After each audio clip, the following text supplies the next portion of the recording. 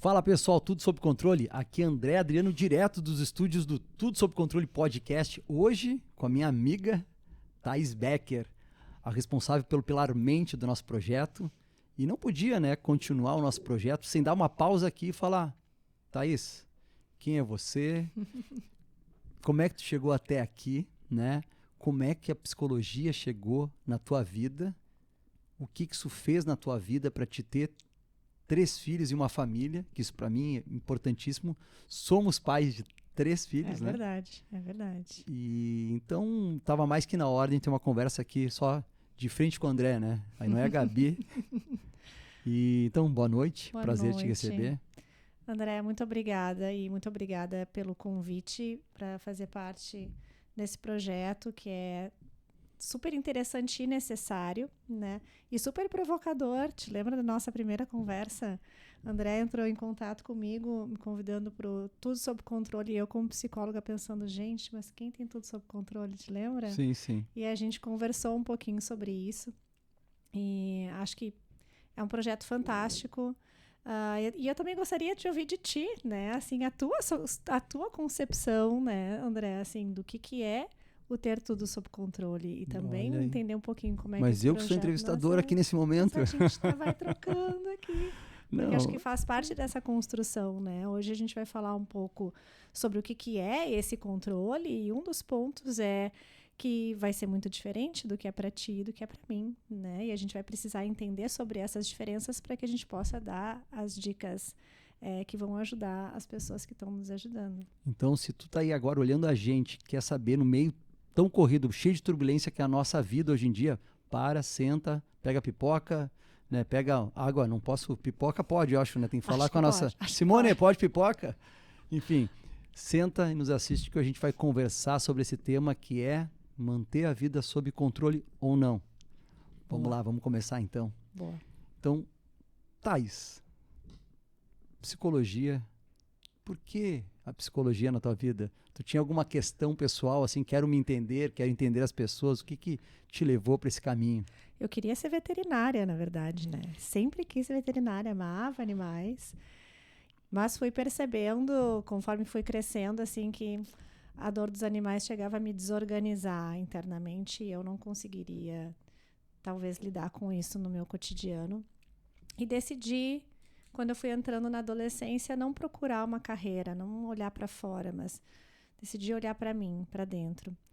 E eu percebi que muito naturalmente, a adolescência, vamos lá, tu é pai de adolescentes, né? Já é uma fase que tem as suas próprias questões, tem questões amorosas, com amizade, de aceitação e pertencimento em grupo, com os pais. Ela é uma fase realmente muito difícil para grande parte dos adolescentes. E naquela época, algumas décadas atrás, a gente costumava passar os verões na praia. Não sei se isso acontecia com vocês, Sim, né? Eu passava os verões na praia. E todos os dias de noite a gente saía.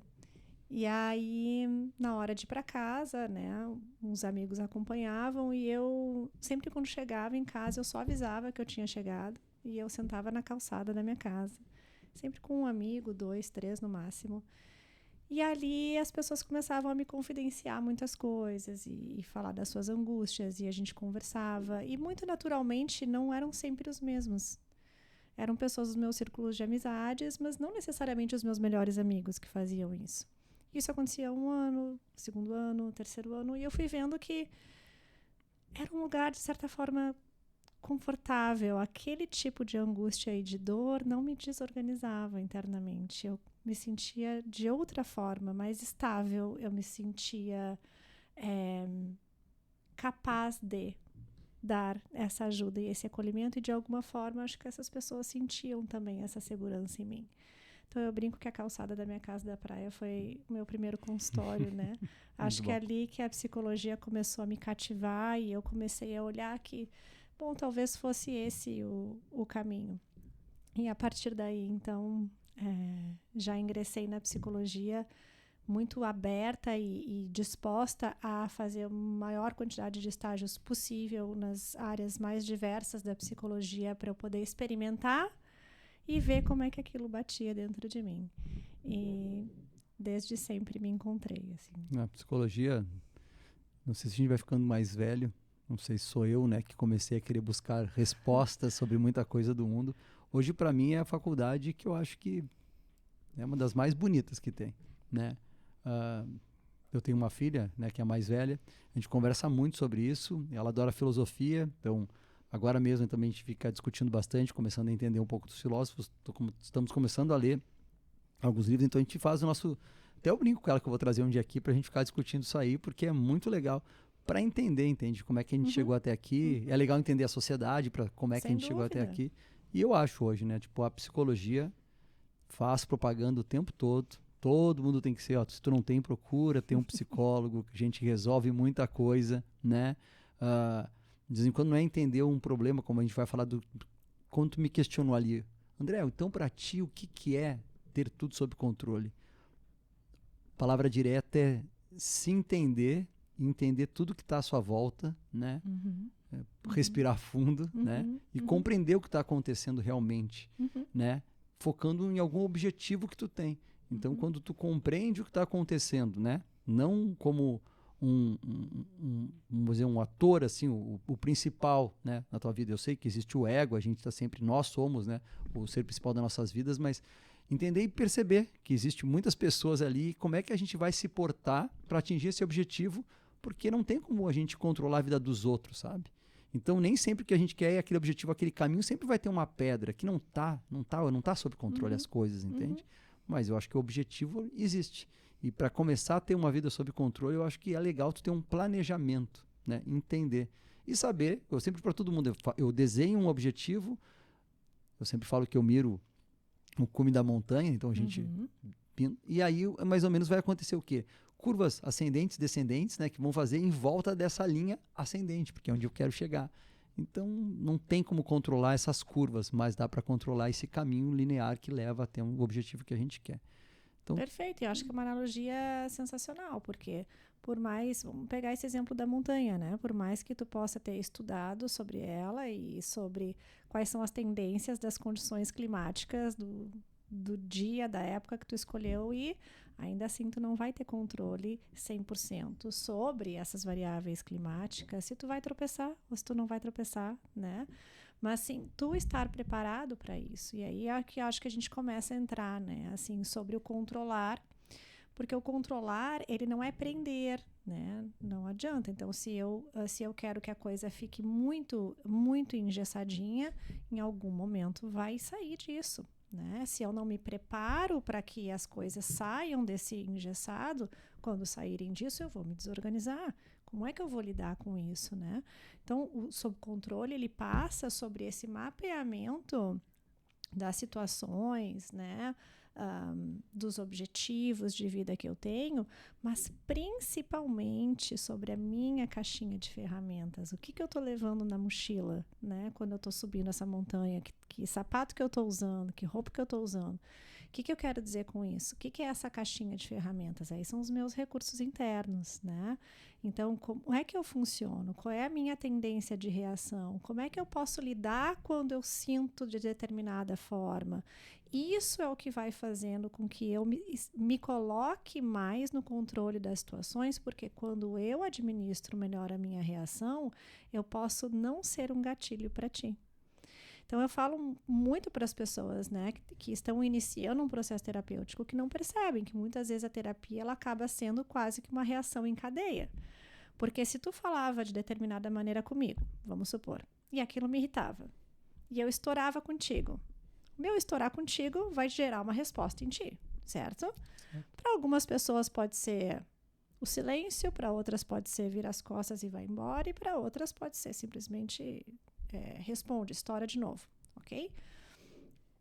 Se eu trabalho em mim, a aceitação, o que não quer dizer concordar, tá?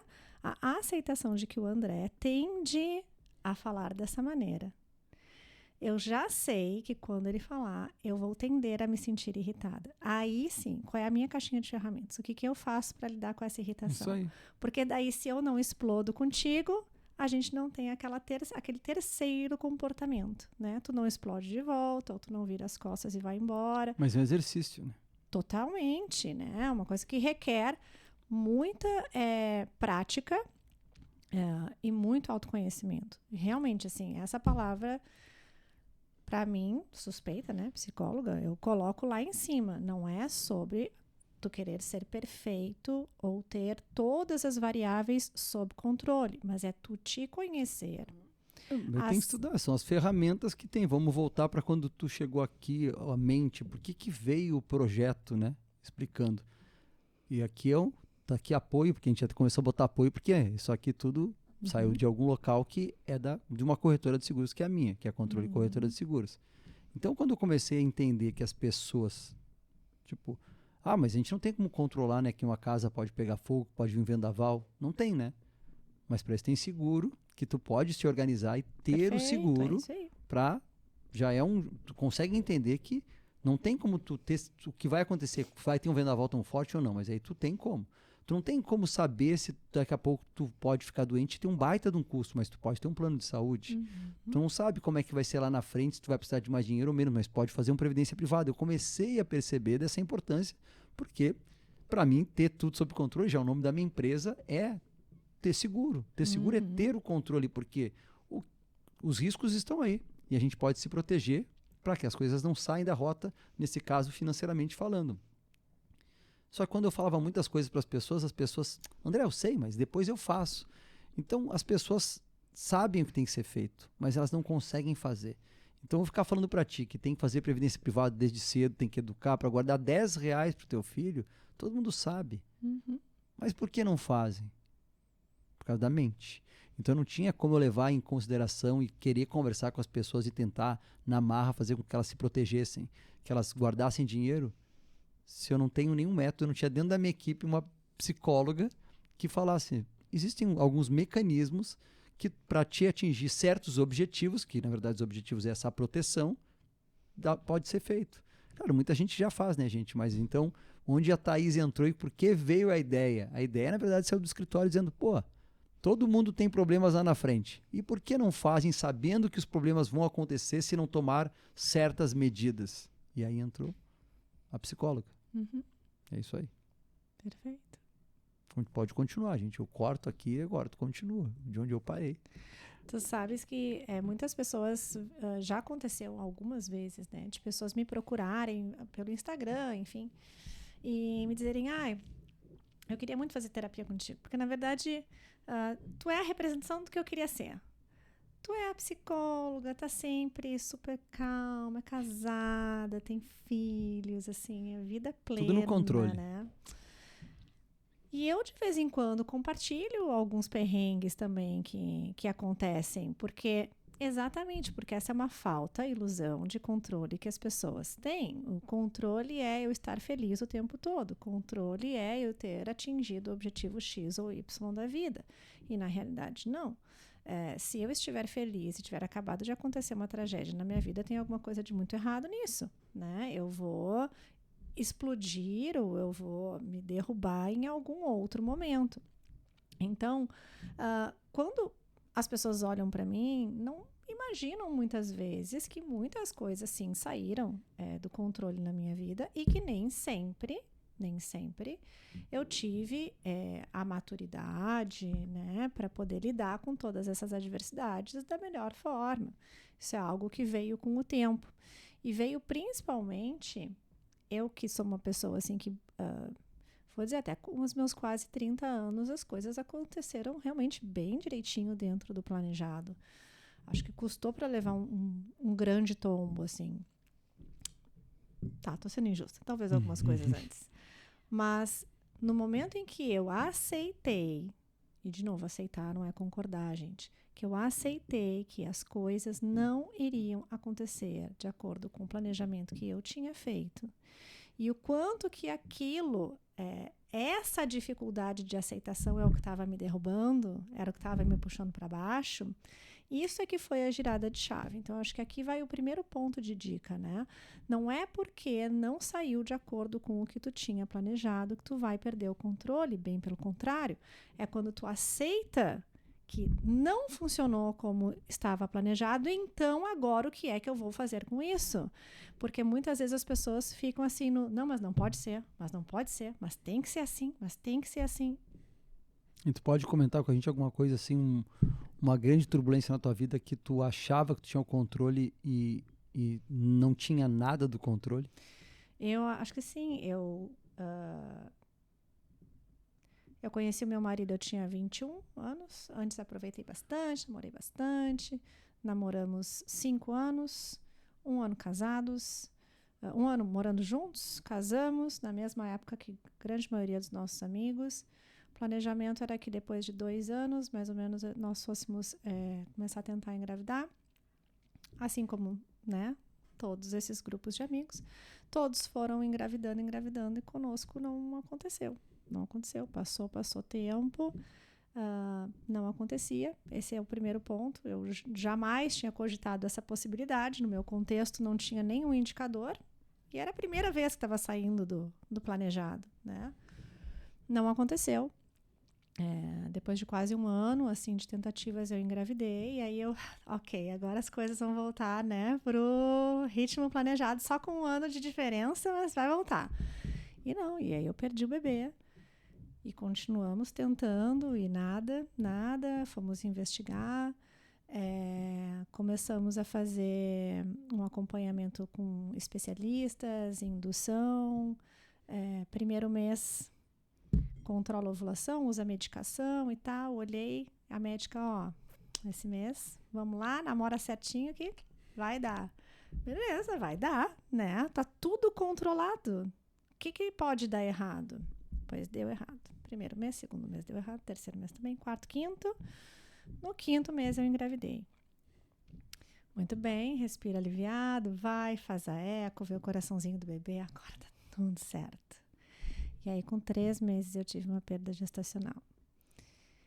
E aí, mais muitas investigações, enfim, novo processo de estimulação sem resultado, partimos para fertilização in vitro, o que, em geral, muitas pessoas, né, tem vários embriões nesse processo, então podem fazer as transferências por etapas.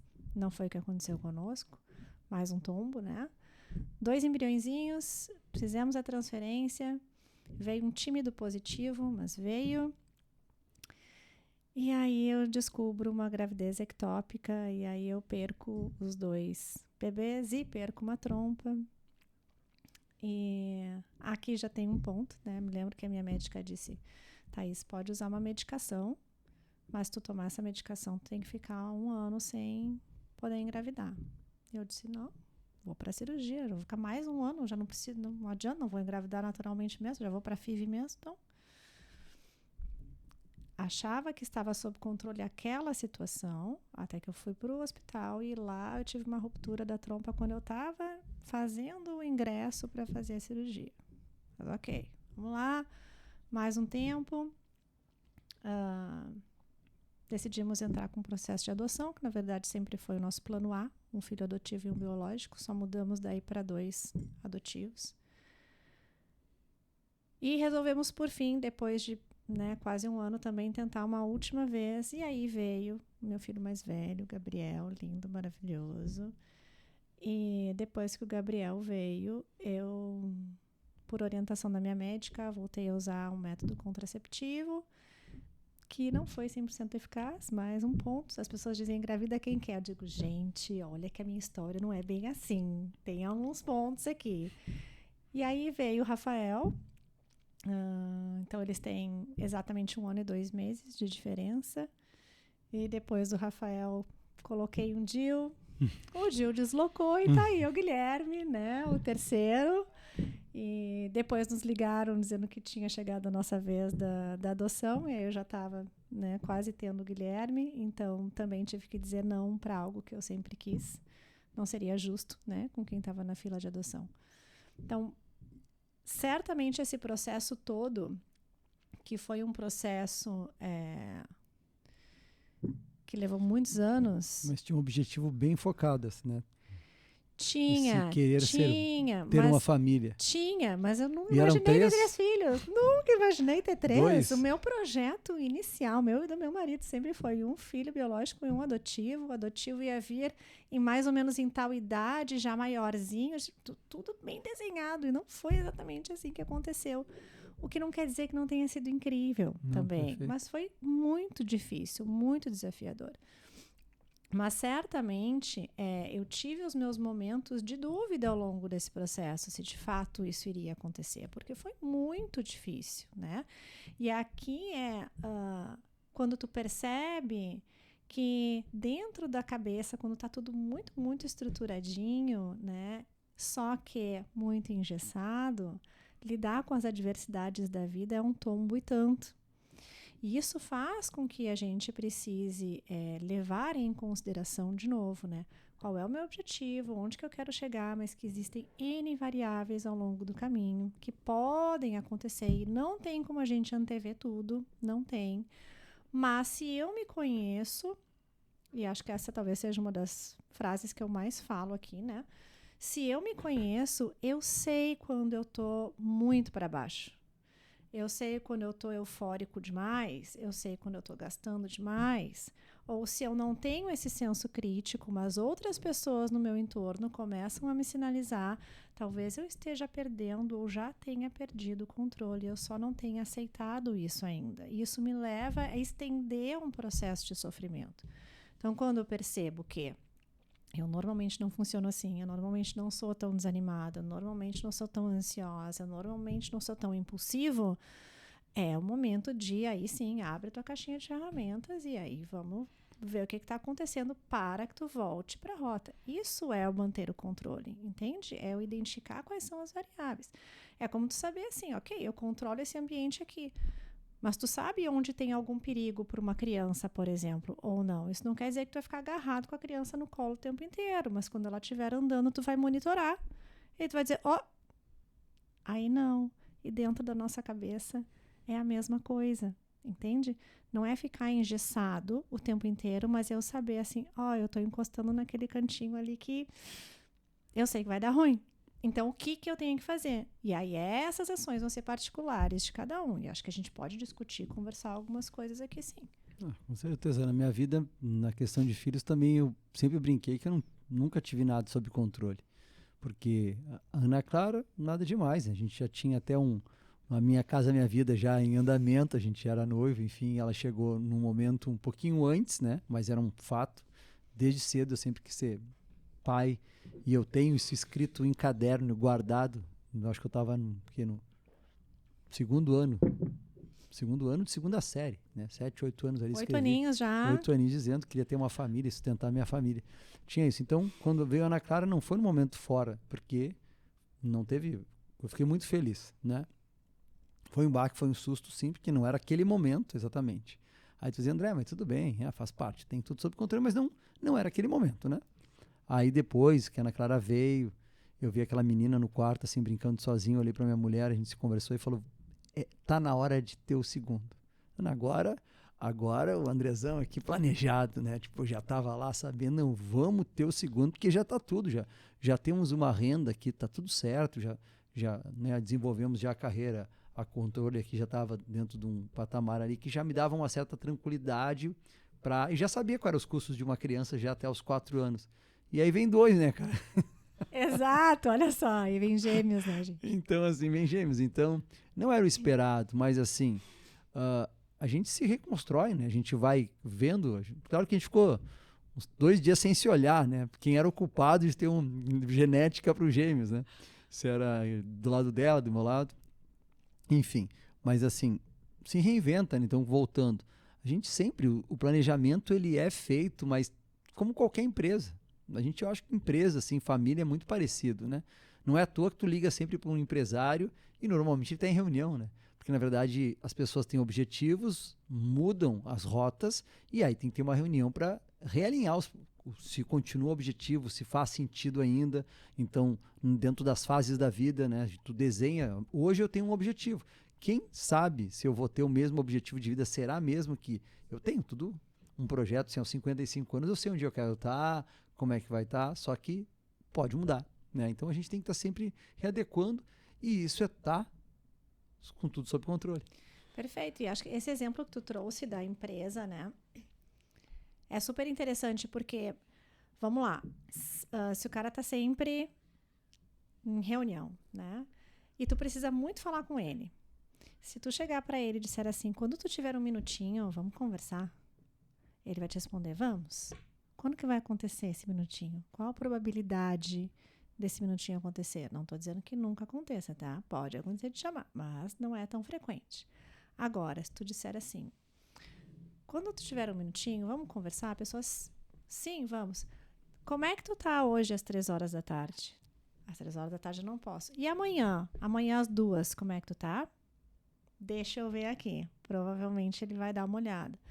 Isso é o quê? Quando eu entendo que se eu ficar esperando, não vai vir, tem alguma coisa que eu posso fazer, isso vai me colocar muito mais no controle da situação, entende? Tu não tem o controle se ele vai ou não vai, mas se tu só deixa a deriva, a chance de não acontecer é muito grande.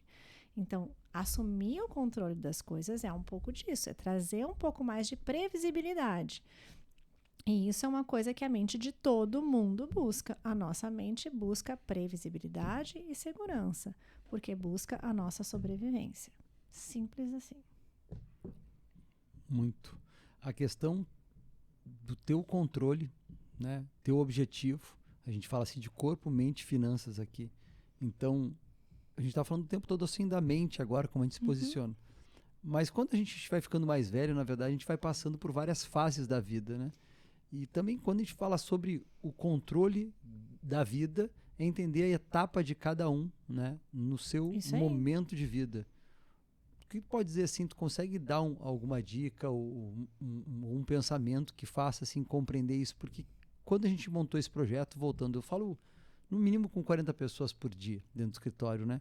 E a gente percebeu que as reclamações na terceira idade eram todas as mesmas, né? Então, normalmente, dor no corpo, normalmente o plano de saúde aumentou, o meu filho não fala comigo, né? Não briguei com a minha nora. Então, eram questões, não consigo mais comer nada. Então, sempre eram os mesmos problemas. Vamos tentar assim, pensando nos nossos pilares, né? E a mente. Vamos falar agora sobre família.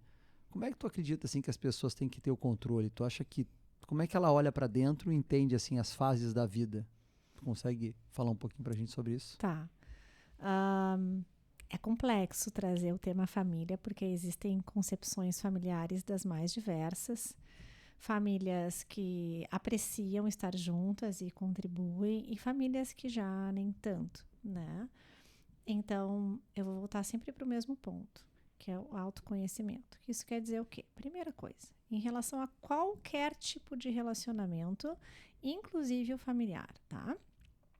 Quando eu entendo o que me estimula, o que me beneficia, o que me deixa feliz, mas também aquilo que me derruba, me coloca para baixo, porque isso pode ser a atitude de uma pessoa, né? Dirigida a nós.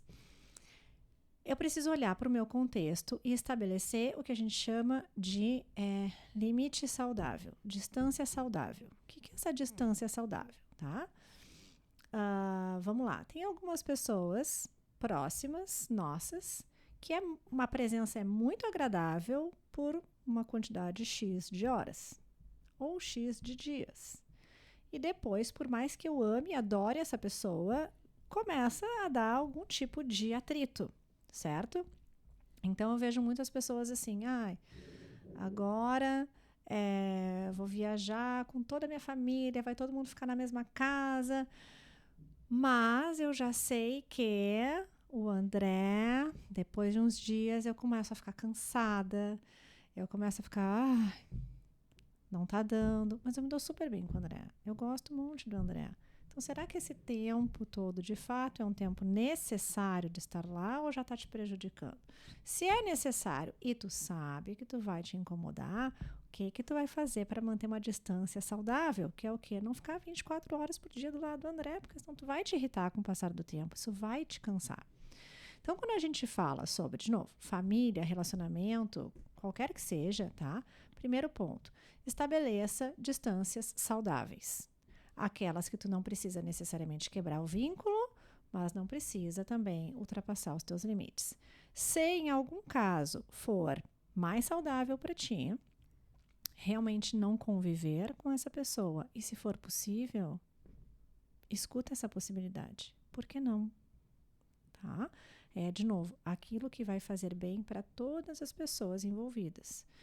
Quando a gente olha para etapas, né, de vida, e tu falou ali no começo da psicologia, né, eu acho que é um grande curso, mas certamente seria outro se eu fizesse agora, com a cabeça que eu tenho hoje. Então, esse também é um outro ponto. Perdoa a ti mesmo do passado, porque lá atrás tu não tinha a cabeça que tu tem hoje. Muito provavelmente tu fez tudo o que tu podia com os recursos que tu tinha, físicos e emocionais daquela época, e se tu reconhecer isso agora, tu não fica te culpando ou voltando. Passado não é residência, passado é referência. Eu olho para trás para eu aprender e fazer diferente daqui para frente. Isso me coloca no controle da minha vida. Eu querer viver lá atrás é ficar pensando e remoendo as coisas, eu estar sobre algo que não tem mais o que fazer. Já foi, já passou. Assume as rédeas agora. Sim, mas então quando a gente começa a ter esse autoconhecimento, a gente consegue entender que estar com tudo sob controle é o agora para frente. Perfeito, é isso aí. É o agora para frente. Eu olhando para trás, eu posso entender da onde veio esse funcionamento. Por que eu reajo assim? Por que quando, né, alguém começa a lançar uma crítica sobre mim, eu me silencio, por exemplo, ou eu me culpo? Eu preciso? É importante isso hoje? Ou será que eu só aprendi porque lá atrás eu não tinha voz ou era punida? Eu entendi que lá atrás eu era assim, agora eu sou adulto, eu tenho condições de fazer diferente. Ótimo! A terapia ajuda as pessoas a entender esse processo. O que tem no meu funcionamento de hoje que não precisa mais? Porque se eu consigo me livrar disso, aí, de novo, eu consigo assumir o controle das minhas reações. Porque eu consigo perceber o que passa pela minha cabeça, o que passa pela minha cabeça gera uma emoção, essa emoção culmina num comportamento, certo? Então, se eu consigo perceber o que está passando pela minha cabeça, eu consigo administrar de uma forma muito mais saudável esses pensamentos. E talvez muitos deles não sejam pensamentos adequados, a gente chama de pensamentos disfuncionais. Todo mundo tem, absolutamente todo mundo. A diferença é que a gente não está acostumado a perceber tudo que a gente pensa, mas dá para perceber. A gente tem técnicas e mecanismos para isso. Quando eu percebo que eu estou tendo um pensamento que não é funcional, se eu sei lidar com ele, ele já não vai me causar uma emoção inadequada, tá? Então, tu também olhar para dentro da tua cabeça e não ter medo de prestar atenção no que tu está pensando. Os teus pensamentos não são 100% verdades. Aliás, a grande maioria deles não é. E é isso, sabendo disso, é que eu consigo controlar eles e não deixar eles no controle do meu funcionamento. Então, quando a gente começa a pensar, né, dessa forma, vem aqui começa a me dar uma ideia do tipo assim, ó, a gente tem como treinar nossa mente, né, para ter o controle, porque quando a gente é mais jovem a gente não tem, a gente vai andando como deixa a vida me levar, acredito. A gente, tanto que eu fiz um questionamento para minha psicóloga que faz todo sentido, que quando era criança era muito o meu passado é muito mais presente, né? Ainda mais eu que me conhece tenho uma mente totalmente acelerada, então o meu passado é muito mais presente do que eu comi ontem. Tu consegue entender? Mas eu sou igual. Então, mas eu sou igual. Eu lembro assim, ó, eu estava na praia em Capão Novo, eu lembro da imagem, eu lembro do meu amigo gritando, eu lembro da roupa dele. E aí hoje você fala assim, quando tu saiu de casa, tu te lembra de, né, o que tu comeu, qual foi exatamente como é que tu fez a comida, sabe? Porque a gente era... Aí ela chegou pra mim e falou isso pra mim. André, tu consegue entender quando a gente é criança, o presente é o presente. E eu achei espetacular. Daqui a pouco pode ser uma bobagem para muita gente que já chegou, né, antes desse pensamento. Mas que loucura, por que para mim não é tão presente as coisas? Aí eu começo a pensar que quando eu pego a comida, eu já fico tendo que pensar, não, mas aí acabou o arroz. Eu tenho que chegar, não tenho que comprar. Será que minha mulher vai passar no super? Eu esqueci que tem que pagar o boleto. Tem a minha equipe que hoje, quinto dia útil, tem que fazer os pagamentos do financeiro. Tem aqueles 10 clientes que estão esperando um retorno meu. Então, a gente faz tudo da melhor forma possível. Eu faço. Mas o meu cérebro funciona mais ou menos com no mínimo uns 30 coisas que estão na minha mente trabalhando. De novo, né? O presente, então, lá não. Lá só era eu olhar o meu amigo contando uma piada no meio de Capão Novo, sentado naquele banquinho ali embaixo. Né? Então... E tu sabe que, assim, é muito interessante tu trazer isso, né, André? Porque a nossa mente... Falo isso para todos os meus pacientes. A gente tem que levar em consideração que o nosso cérebro não foi programado para fazer a gente feliz. Só foi programado para fazer a gente sobreviver. Ponto. Certo? A felicidade é algo que o ser humano consegue se conectar, conquistar e refletir sobre para saber o que é felicidade para si. E muitas vezes a gente só descobre o que é felicidade junto com a perda, junto com a frustração. Ou seja, eu não reconheço quando eu estou feliz, eu reconheço primeiro quando eu estou triste. Para depois saber que, então se eu não tenho isso, eu fico muito mal. Então eu quero ter. Então quando eu tenho, eu fico feliz. A gente identifica primeiro a falta, não primeiro a presença, né? Então, quando a gente leva isso em consideração, a gente vai entender o quê? Que com o passar do tempo, cada vez mais, a nossa mente vai automatizar as coisas. Por quê? Porque ela vai tendo histórico, ela vai sabendo, funciona dessa maneira, toca. Funciona assim, toca. Quando nós somos crianças, a gente ainda não sabe como as coisas funcionam, a gente está explorando. Por que a criança não fica lá? Ai, olha que bonitinha, a criança está brincando há 20 minutos com uma caneta. Gente, qual é a idade da criança? Porque não era para ela estar brincando há 20 minutos com a caneta. Ela tem que ficar lá 1 minutinho com a caneta, 2, e já ir para a caneca, e já ir para o papel, e já levantar, e já ir para outro ambiente. Ela é curiosa, ela está explorando para o mundo. A gente com 40 e tantos já explorou isso aqui. Então a gente já está no automático de como é que funciona, né? E nisso a gente perde essas nuances da vida. Então, quando eu planejo onde eu quero chegar, né? Quando eu planejo o que eu quero ter para a minha vida, no meu futuro, né? É claro que sempre vai ser importante a gente ter metas e a gente ter planejamento, e a gente já falou isso até num outro episódio, né? Mas se eu vivo só o conquistar aquela meta, tu entende que com o passar do tempo vão surgindo outras, a gente não estabelece uma meta única, vão surgindo outras, em que momento que de fato eu paro e eu consigo usufruir da sensação de ter conquistado aquilo, né? Daí vai uma concepção muito pessoal minha, né? Que assim,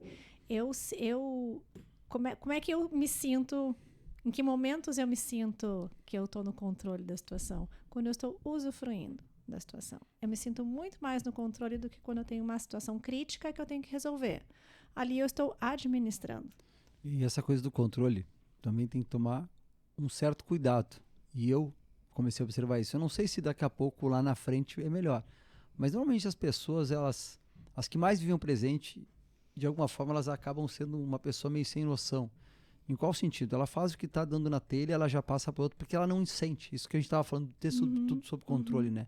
A gente está percebendo o ambiente, a gente chega num local, a gente percebe daqui a pouco uma pessoa triste, a gente percebe euforia, daqui a pouco tu tá sentindo, tu tá ansioso, tu não tá. Então, quando tu tá no início, eu acho, vou falar lá na frente porque eu ainda acho que estou em construção nesse sentido, a gente começa a ver assim que a gente acaba não vivendo o presente porque a gente quer perceber, a gente não quer magoar uma pessoa, a gente quer chegar no horário num evento na casa do teu pai na hora do almoço, a gente está preocupado porque a gente tem que levar né, vai chegar na casa de alguém de mão abanando, né, como a gente fala. Então tá sempre organizando para ter tudo sob controle. E aí que é o ponto, né? Porque a gente está aqui de passagem para viver o presente. Então, o que a gente deve fazer, será? Será que nossos pais, ou nós como os pais, temos que conseguir fazer com que as crianças, olha que coisa complexa, consigam fazer esse jogo do leva e traz mental? Porque a pessoa sem noção, ela fala o que ela quer, né? Então ela fala o que quer, sente, pum, vai. Ela é a pessoa verdadeira que vive o presente. O controlado, ele analisa, começa a ver, será que vou fazer mal? A pessoa vai ficar triste, não vai? Claro que quanto mais tempo, mais milissegundos demora para fazer toda essa análise. Sim. Mas tu não tá naquele presente. Então, se a gente ensina antes a criança, filho, toma cuidado, olha a consequência. olha o que tu tá fazendo, isso gera um problema, isso é não sei o quê. Aí tu tá ensinando a criança. Mas será que ela não vai não viver tão presente quanto viveu? Perfeito. E aí, achei ótimo esse ponto que tu trouxe, assim, que é sobre o controlar o ambiente, né? Ser a pessoa mais controlada, digamos assim, ou ser o que falou na lata, né?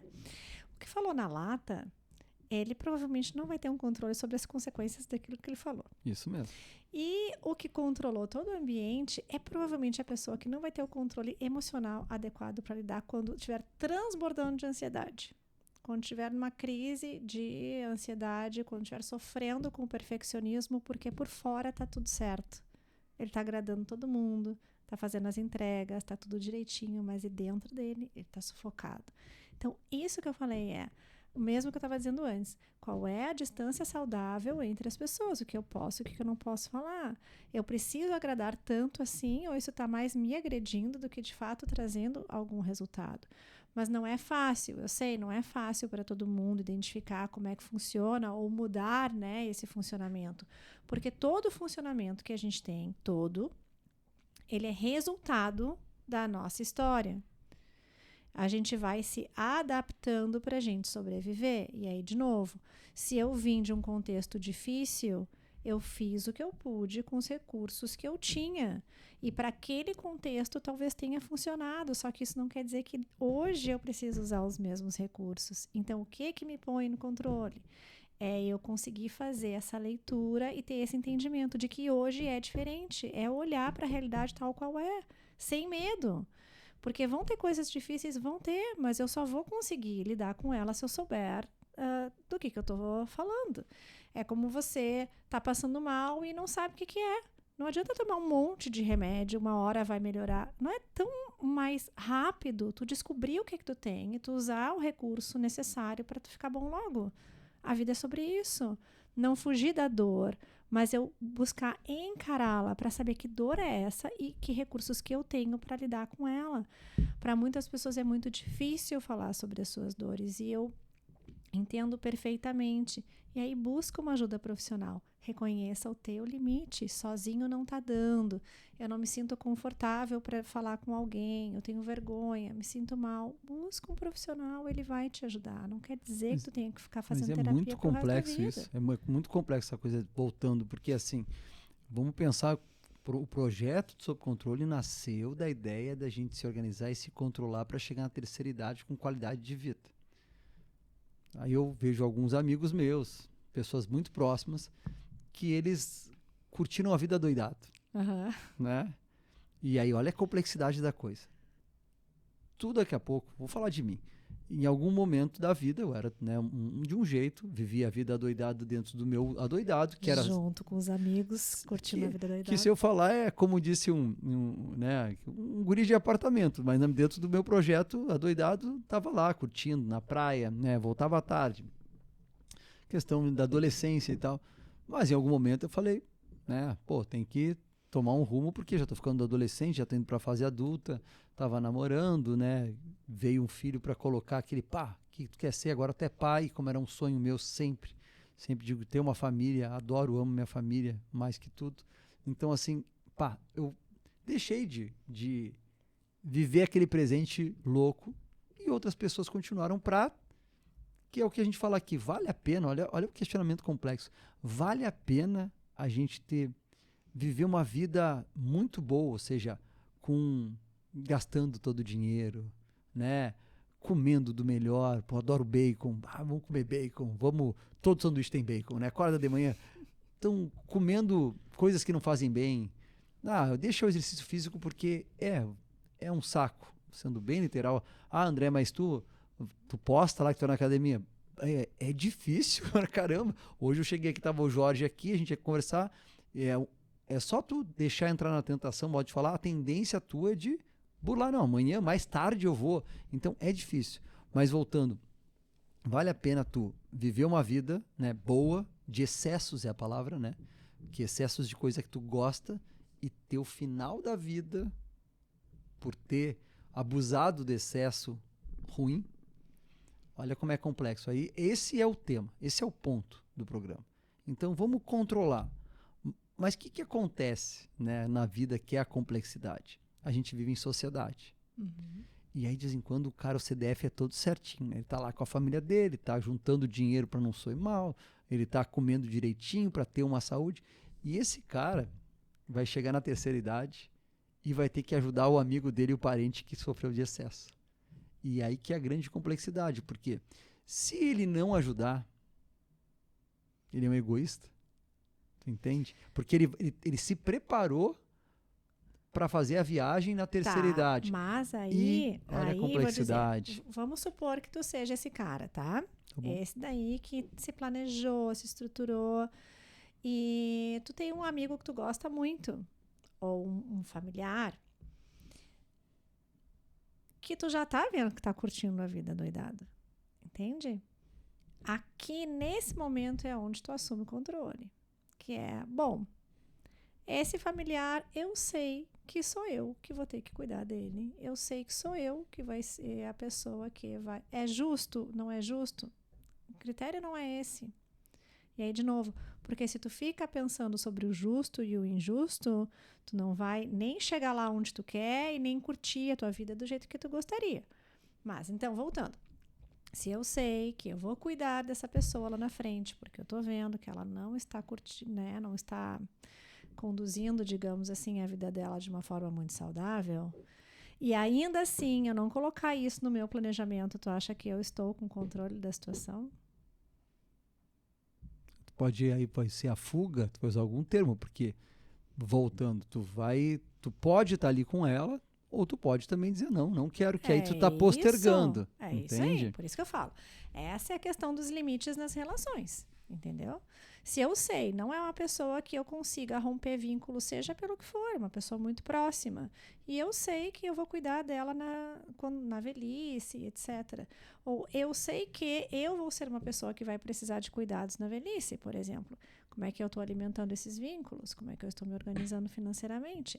Então, se eu antevejo que eu vou precisar prestar um auxílio para alguém e eu também não coloco isso no meu radar, quando chegar lá na frente, eu vou ser tomada por sentimentos de injustiça, de raiva. Talvez eu demore mais tempo para ajudar, porque eu vou ficar nessa resistência de enxergar que chegou o momento. E isso faz com que daí a saúde do outro, ou a condição financeira, né, seja o que for, possa até piorar. Então, de novo, controle. Eu gostaria de deixar esse recado hoje, né? Eu ter controle não é eu ser só feliz, não é eu ser super estável emocionalmente. É eu não ter medo de olhar para os desafios da vida. É eu não ter medo de identificar que eu não vou conseguir sozinho. É eu não ter medo de identificar que eu tô com medo, que eu tô com vontade de chorar. Porque eu sabendo disso, que eu vou ter os recursos certos para passar por essa situação da melhor forma possível. Gosto de usar a expressão que é assim, por uma vida mais leve. Isso não quer dizer uma vida feliz o tempo todo. É só eu não botar esse peso extra nos ombros que a gente costuma botar. Se eu vou ficar triste, se é uma situação triste da vida, eu vou ficar triste. E aquele é o momento de eu ficar triste. E não eu botar essa tristeza no bolso e ela começar a pesar daqui a anos, quando daí eu precisava ter energia, disposição para seguir, né? Para seguir, para engajar, para crescer, para curtir. E mais, olhar para frente e viver a tua vida bem hoje, ou curtir a tua vida bem hoje, no meu ponto de vista daí pessoal, tá? Isso é tu viver uma vida mais leve. Não é só eu mirar onde eu quero chegar, mas a forma que eu vou construir esse caminho até lá. Porque eu posso estar mirando no objetivo X, achando que aquilo lá vai ser importante para minha felicidade. Mas qual é o sentido também se ao longo dessa caminhada toda eu também não for feliz? Entende? É essa junção entre o que a vida oferece, que recursos eu tenho e como eu utilizo eles. É isso aí que põe a gente no controle. Cada um tem um controle, eu digo, não existe o certo, né? Exato. Porque a pergunta que fala, André, mas tu quer, né, com esse projeto que as pessoas tenham controle, vamos voltar para a sociedade de uma forma geral. Eu enxergo que quanto menos controle as pessoas têm da própria vida, tu entende que existe, tipo assim, ó, a gente fala muito em primeiro mundo e terceiro mundo, né? Quanto mais frio, olha que coisa complexo, mas é só estudar um pouco, olhar os europeus, os melhores países. Eles falam, eles vivem em sociedade, né? Olha, eles dividem, eles vão lá, vão para a praça. Não. Tu pode perceber que as pessoas, elas cuidam muito do núcleo familiar deles, bem mais, é muito mais fechado. O brasileiro não, de forma geral, ele tem um núcleo muito mais aberto, né? Tipo assim, as pessoas... Ou vamos falar de classe social também, né? Quanto mais a classe social mais baixa, mais aberto é. Todo mundo interfere, todo mundo pede ajuda, até por questões financeiras, né? Mas então, assim, um fica, tu tenta ajudar o outro, então todo mundo se mete na vida de todo mundo e assim acontece. E quando chega lá na frente, automaticamente parece que eles, né, eles não têm o controle, porque eles não têm o controle, porque não tem como controlar a educação do filho dele, uma vez que hoje está com uma amiga, e eu não estou questionando aqui que não tem que ser feito, mas sim a consequência disso. Quando as pessoas, tu vai num país já que os núcleos são mais fechados, é assim, pai, mãe, filho, né? E depois tem os avós, mas é entendido os núcleos, os irmãos, né? As famílias. Tu entende que normalmente é um país que cada um colhe a sua consequência. Eu comecei a gostar mais disso, eu digo. Eu gosto de dividir contigo a minha parte feliz, entende? Deixa aqui a parte ruim, eu levo para minha casa, eu fecho a porta, a gente vai resolver ali nós. E por que também um receio que a gente também tem? Será que assim, quando um jovem percebe muito essa coisa da construção do controle, né, de uma pessoa muito rígida, e é um medo que eu vejo com alguns jovens, quando é muito rígido o controle na adolescência, será que ele não, quando chega lá na fase adulta, ele não dá não curti, não tem essa questão, sabe?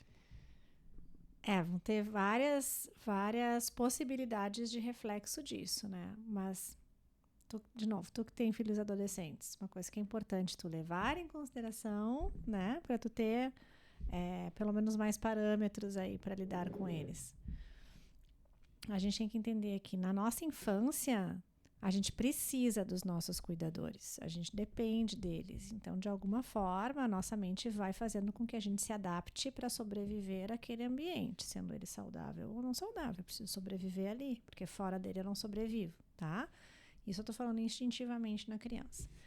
A adolescência, ela é uma fase de transição para a vida adulta. Ou seja, é ali que o jovem vai começar a se experimentar.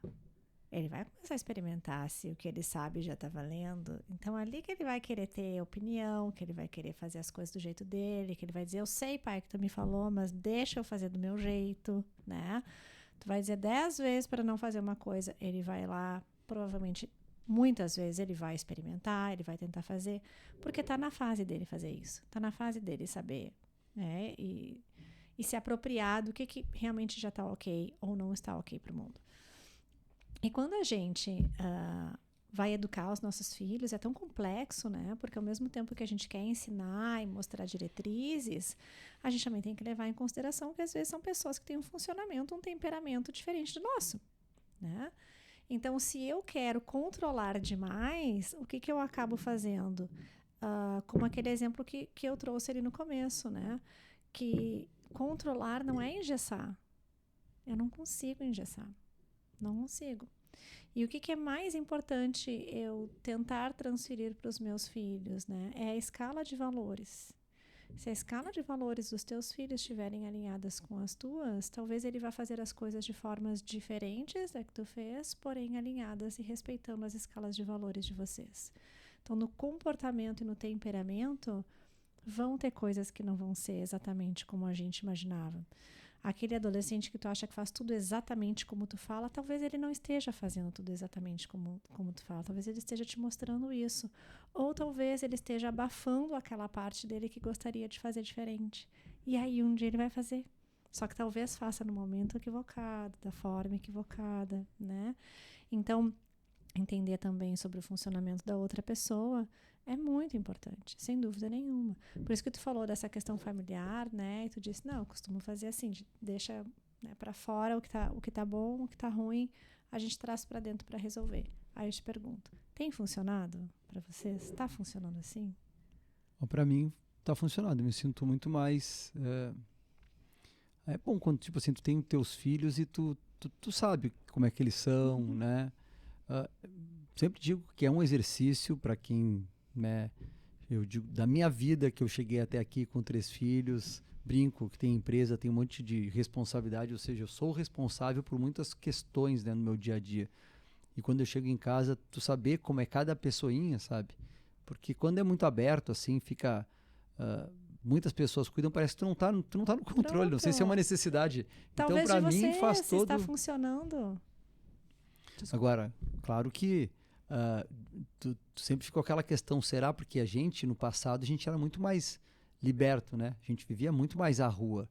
E é o que eu conto, nós somos exatamente as consequências de todos os atos, né? Uhum. Então, quando eu vejo uma pessoa de vez em quando, de alguma forma, não vamos dizer a palavra sucesso, mas que deu certo em alguns pontos que eu admiro, aí tu vê assim alguns pontos, e não foi uma pessoa que estava dentro do controle na infância, sabe? Uhum. Então, assim, ele chegou, e chegou um momento, que isso que é o complexo, chegou algum momento que ele falou, agora eu já aprontei, já verifiquei como aconteciam as coisas, percebi, e agora eu vou pegar as rédeas e vou fazer acontecer com mais controle. Isso aconteceu na minha vida, né? Então eu vivi, e agora eu cheguei, não. Agora, quando a paternidade me fez isso, né? Pensar dessa forma.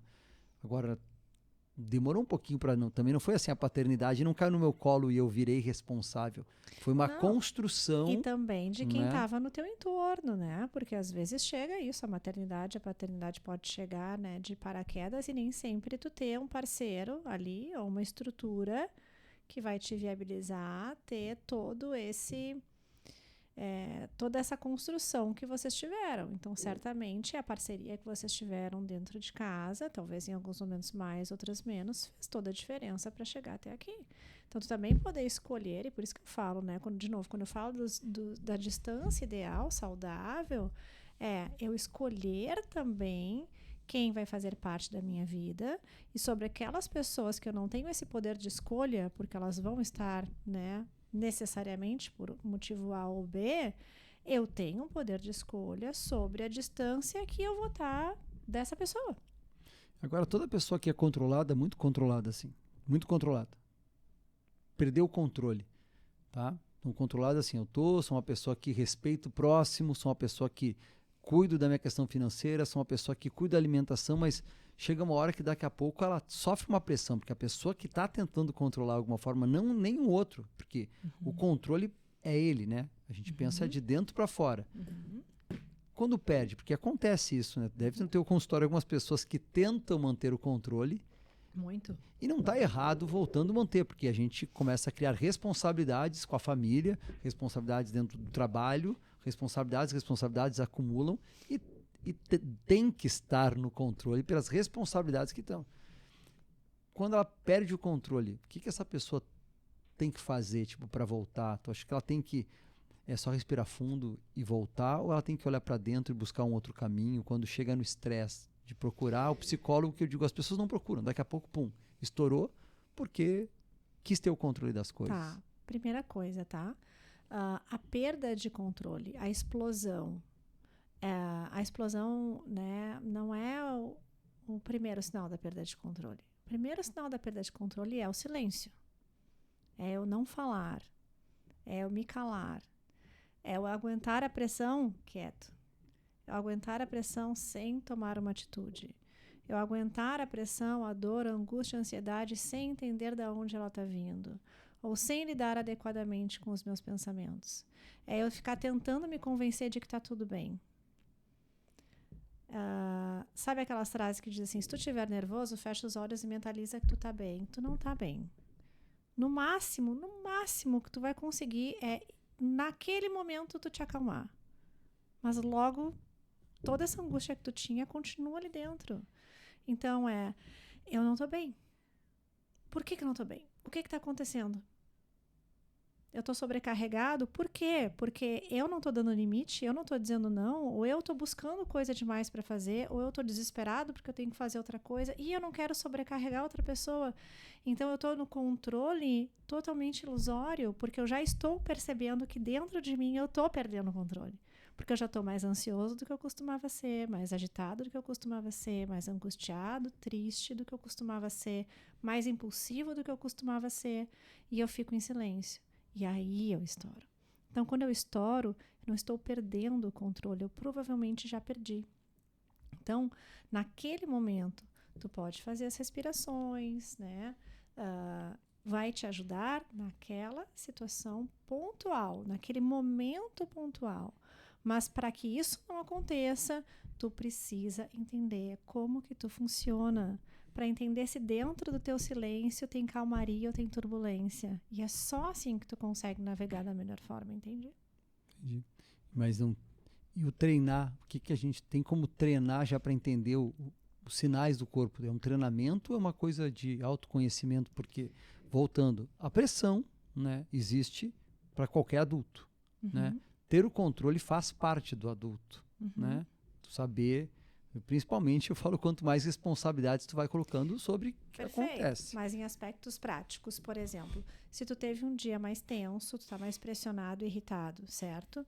Tu pode te controlar para não estourar com as outras pessoas, mas tu sabe que tu tá mais tenso ou irritado ou frustrado. Aí o que que tu, André, já sabe que funciona para ti? Para mim, Thaís, eu sei que funciona. Quando eu tô irritada, tensa, estressada, eu preciso de um banho mais demorado, sem ninguém me chamando no banheiro, que com 3 filhos é um desafio, então já tenho que pedir pro meu marido, olha só, hoje é o meu momento, eu preciso tomar meu banho quieta, eu preciso ficar mais uns minutinhos aqui, eu preciso ouvir uma música, eu preciso, né, ir fazer uma atividade física, tô precisando, sei lá, sair com as minhas amigas ou sair com meu marido. Para mim, essas coisas são as coisas onde eu consigo me reestabelecer emocionalmente, me reequilibrar emocionalmente pelo meu funcionamento. Mas para cada um tem o seu. Então, se tu identifica, ou se quem está nos assistindo identifica assim, eu estou ficando irritado, a questão não é vou me acalmar agora. Vou me acalmar agora é o passo 1.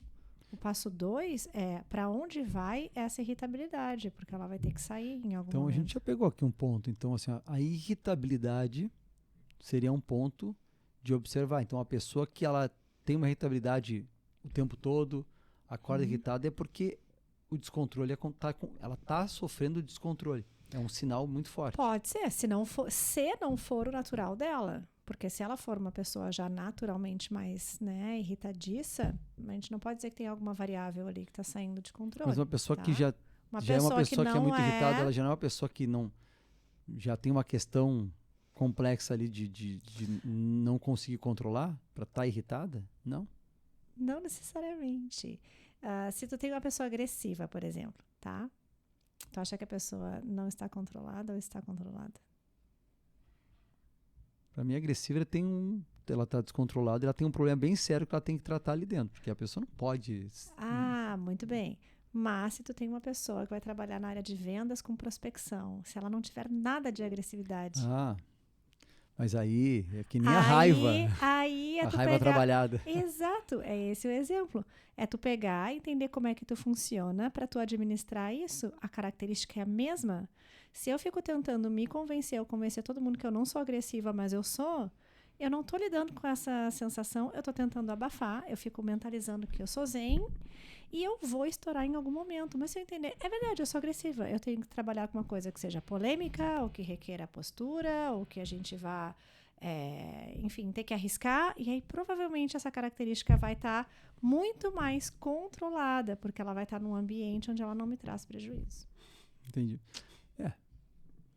Todos os sentimentos, assim, elas são canalizados pro lado certo.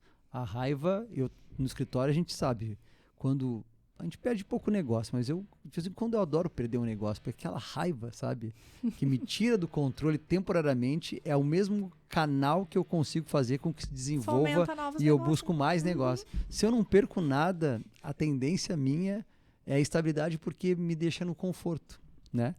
E então tem que ter, né? Para qualquer empresário, eu acho que tem que sair do desconforto. Quando tá com conforto, né? Dá um certo problema. Então, continuando aqui com o nosso podcast, aqui, ó.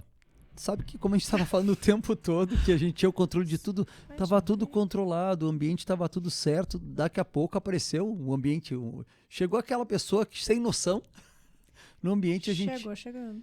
E aí veio a irritabilidade... Eu respirei. Aí começa quais são os métodos. Meditação, respiração. Agora, depois tu vai correr. Vou correr. Tu vai fazer alguma coisa, ó. É o E o vizinho nos barulhento tá avisando ali. aqui, ó, horário, gente. É o horário estourando. Mas, enfim, coisas como a gente está falando tudo sob controle vão acontecer. Bom, E a gente tem que continuar fazendo, porque a gente está aqui gravando podcast, deu esse barulho, né? O pessoal está em obra aqui no prédio e a gente vai continuar finalizando aqui o nosso programa. Vamos falar então das pequenas estratégias para chegar a algum ponto assim, para a gente levar para o nosso ouvinte o que a gente pode fazer. Então, dentro da irritabilidade, do descontrole, tu consegue ser assim, sucinta, tipo um bate-bola assim, qual estratégia que tu acha que é a melhor, ou as melhores, assim, pegar 3 estratégias para uma pessoa que fugiu do controle de alguma forma e está irritada com o que está acontecendo na vida dela e ela está buscando algum caminho para voltar a ter o controle de alguma forma. Existe algum bem objetiva, bem objetivo assim? atividade física, terapia e avaliação médica. Boa. Bem Vamos ver. objetivo. Então, assim, tá irritado, vai correr. Já brincou já no outro Vai fazer uma episódio, atividade né? Tipo, fazer uma atividade física, física. tem que sair. Porque assim, de novo, tu pode fazer, tem muitos exercícios que ajudam a gente a acalmar no momento, mas eles não resolvem a causa. Tu pode fazer uma respiração diafragmática, tu pode fazer uma técnica de grounding, só botar na internet vocês vão achar. No meu perfil tem disponível também, @psicóloga Thais Becker. Pode fazer várias técnicas que te ajudam a acalmar naquele momento. Porém, se essa irritabilidade, impulsividade, agressividade já vem te acompanhando há algum tempo ou está sendo muito frequente, é preciso entender o que está levando a essa condição. E grande parte das vezes é super administrável. Só tem que saber administrar da forma certa. Tu acredita que, assim, as pessoas que são, de alguma forma, não têm esse equilíbrio, elas conseguem se controlar na vida quando não tem um equilíbrio? A palavra equilíbrio, vamos tentar desenhar uma pessoa que de altos e baixos. Não vamos diagnosticar uma pessoa, né? Mas quando a pessoa não tem esse equilíbrio, ela consegue dar certo na vida? O dar certo é chegar numa vida adulta, uma vida controlada, quando tem muito desequilíbrio, ou tu acha que não? Se ela aceitar para ela mesma que ela tende a esse desequilíbrio e ela resolver fazer alguma coisa com isso, sim, com certeza. Tá? O que eu quero dizer fazer alguma coisa com isso é, de novo, né? A gente volta sempre para o mesmo ponto, que é o do autoconhecimento, que é o exemplo da agressividade. Se eu já sei que eu sou uma pessoa agressiva, de que forma que eu posso usar isso a meu favor? Porque assim eu alivio essa carga da agressividade e eu alivio no lugar certo, onde pode ir. E não eu fico tentando conter e daqui a pouco eu explodo e machuco alguém, né? Falo alguma coisa que pode ser catastrófica porque eu tentei não ser agressivo, né? Não, eu vou. Então eu preciso entender como que eu funciono, administrar. Em alguns casos é ok, é do temperamento da pessoa, é só uma questão de ela daqui a pouco ajusta com um psicoterapeuta, uma atividade física e tá tudo certo. Em outros casos, são características realmente de outras condições que requerem um outro tipo de intervenção. Mas, de novo, tu assumindo a tua condição, isso te coloca na possibilidade de ter os melhores recursos para fazer daí sim aquilo que de melhor tu pode fazer dentro das tuas capacidades e mirando nos teus objetivos. Eu gosto de estar desequilibrado em muitos momentos da minha vida, porque como eu toco, falo que é o momento de descontrole, né? Tocar, viver, a gente, com outro entrevistado que a gente teve aqui, que vem também da base do rock, para mim o rock, a música é uma coisa, não é que é desequilíbrio, né? A gente busca o equilíbrio na música, para quem gosta de música, mas é uma coisa que a gente, naquele momento, a gente não tem controle de nada, a gente só sente. Quem sabe, quem toca, quem é artista, né? De alguma forma, não tem não segue um roteiro. Quem já é administrador, quem é economista, né? Já são profissões que já exigem um equilíbrio, uma pressão de alguma forma diferente. Tanto que quando eu vejo alguns amigos meus que convivi com o tempo e eles são artistas, eu vejo que são pessoas que não conseguem trabalhar no controle, entende? E eu comecei a perceber realmente isso. Tanto que, assim, a pessoa que cria realmente, ela tem que ter um mundo mais aberto. Perfeito, é isso aí, é aquilo que a gente falava antes, né? Assim, não é engessar que vai te colocar no controle, pelo contrário, Por fora pode parecer que tá tudo super controlado agora. E a angústia dessa pessoa por dentro, né? E aí um desses meus amigos que é músico começou, André, para com esse papo de tudo sob controle, porque ele fala, vem fazer música. Porque aí eu compreendo ele, e a gente vê assim que todos os grandes músicos que a gente ama de paixão, eles nunca tiveram a vida com tudo sob controle. Então, eu não posso também, quando a gente fala de tudo sob controle, querer dizer para as pessoas assim, este é o correto. E quando as pessoas me questionam muito por causa do tema, por causa do nome, o que a gente quer passar com tudo sob controle? Dentro da sociedade normal, né? Tu não é um músico, um astro do rock and roll que está fazendo, somos pessoas que têm filhos e responsabilidades. Fica muito mais fácil a gente viver uma vida quando a gente tem um planejamento organizado, sabendo onde a gente quer chegar, e a gente consegue, na nossa vida tradicional, né, ter momentos de descontrole organizados, ou seja, hoje eu vou sair com meus amigos, eu vou poder fazer... Eu mesmo viajei há pouco tempo com os primos meus, e eu brinco que foi um momento de descontrole, porque eu estava sem meus filhos, mas dentro de uma organização. Mas não existe o certo e o errado. O que para mim é certo e errado, existe muito, é fazer o bem. Isso sim, né? Sempre te preocupar com as atitudes que tu tá tendo, tu não interferir no outro, prejudicando o outro. Isso sim, sabe? Agora, como a gente como tu vai levar a tua vida, e se tu conseguir principalmente, como falavam as pessoas, feio roubar e conseguir como é que é? Não roubar e conseguir carregar. Tem um termo assim que as pessoas usavam, né, para falar sobre isso, que tu tem que conseguir levar na tua mochilinha as consequências da tua vida. E quando tu consegue isso, tu tem tudo sob controle. Perfeito. Esse é o ponto de vida, né? Isso aí. Ponto de vista. Então a gente está levando agora para esse ponto da finalização. Queria te agradecer muito toda nessa conversa. É muito bom conversar contigo. Eu acho que é uma coisa infinita, porque a mente que controla tudo, meu ponto de vista é esse. Eu, como uma pessoa das finanças, não consigo pensar como é que a gente consegue lidar no dia a dia, por isso que acaba tendo controle, porque finanças é controle, né? É controle. E te agradeço muito por estar aqui. Eu que agradeço. É sempre muito bom estar aqui conversando com vocês. Tá bom? Obrigada. Então é isso aí, gente. Segue a gente lá no @tudosobcontrole.podcast no YouTube. A gente também está no Amazon, estamos no Deezer, estamos também no Spotify e lá no tudosobcontrole.podcast. Ok? Ficamos por aqui. Um grande abraço. Até mais.